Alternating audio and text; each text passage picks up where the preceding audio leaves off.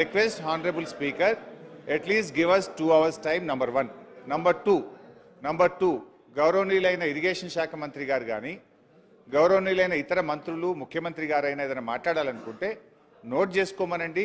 నాకేదన్నా clarity ఇవ్వాలనుకుంటే నేను మాట్లాడడం అయిపోయిన తర్వాత వాళ్ళు మాట్లాడితే అది బాగుంటుంది సార్. ఏమవుతుందంటే ప్రతిసారి మేము మాట్లాడినప్పుడు సడన్గా వాళ్ళు లేచి ఏదో ఒక విషయాన్ని కొత్త విషయాన్ని మా మీద జల్తారు. నేను దానికి కౌంటర్ ఇచ్చే ప్రయత్నంలో ఏం జరుగుతుంది అంటే నా సబ్జెక్ట్ టైం అనేటువంటిది తగ్గిపోతూ ఉంది. ఇప్పుడు సబ్జెక్ట్ మీద మాట్లాడితే ఇబ్బంది లేదు, కానీ వాళ్ళు ఏం చేస్తున్నారంటే టు డీవియేట్ వాళ్ళు వేరే టాపిక్ని తెస్తూ ఉన్నారు. ఐ సిన్సియర్లీ రిక్వెస్ట్, ఒకవేళ ఇంటర్ఫియర్ అయ్యేది ఉంటే ఇరిగేషన్ మినిస్టర్ గారినో సీఎం గారినో ఎలియా మినిస్టర్ గారిని ఇంటర్ఫియర్ గమ్మనండి. కానీ ఏ మంత్రి గారైనా ఏ సభ్యుడైనా లేచి ఇంటర్ఫియర్ అయిపోతే ఏమవుతుందంటే సబ్జెక్ట్ మీద ఒక క్వాలిటేటివ్ డిస్కషన్ జరగడానికి అవకాశం ఉండదు. So I request sincerely through you the government, so please let them not interfere. నాది అయిపోయేదాకా కూడా దయచేసి ఇంటరప్ట్ చేయొద్దని మీ ద్వారా వారిని విజ్ఞప్తి చేస్తాను. అయితే అధ్యక్ష హరీష్ రావు గారు, ఎస్ సార్, మీరు సీనియర్ సభ్యులు, ఎల్ఏ మినిస్టర్గా కూడా పనిచేశారు.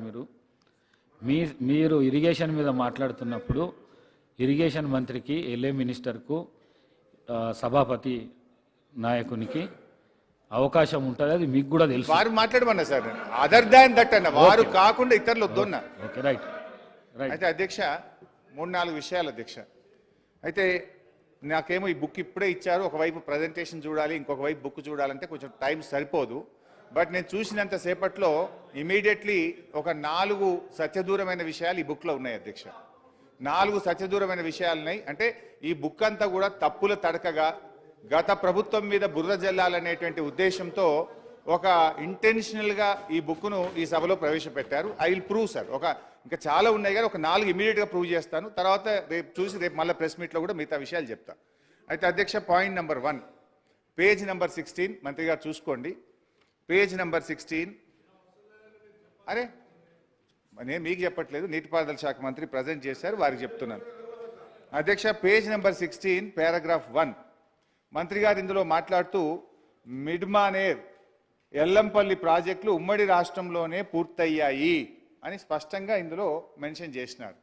But the fact is Mid Manair project అనేటువంటిది అధ్యక్ష, నేను ఆ రోజు 2014లో నీటిపారుదల శాఖ మంత్రిగా పదవీ బాధ్యతలు చేపట్టిన నాటికి మిడ్మానేర్లో 2014లో నేను పదవీ బాధ్యతలు చేపట్టే నాటికి మిడ్మానేర్లో జరిగిన వాల్యూ ఆఫ్ వర్క్స్ 106 కోట్లు.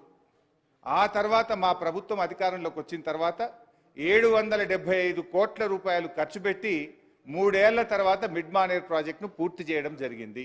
అంటే ఇంత పచ్చిగా సత్యదూరమైనటువంటి విషయాలను మా ప్రభుత్వంలో పూర్తి చేశారని చెప్పారు. This is false number 1.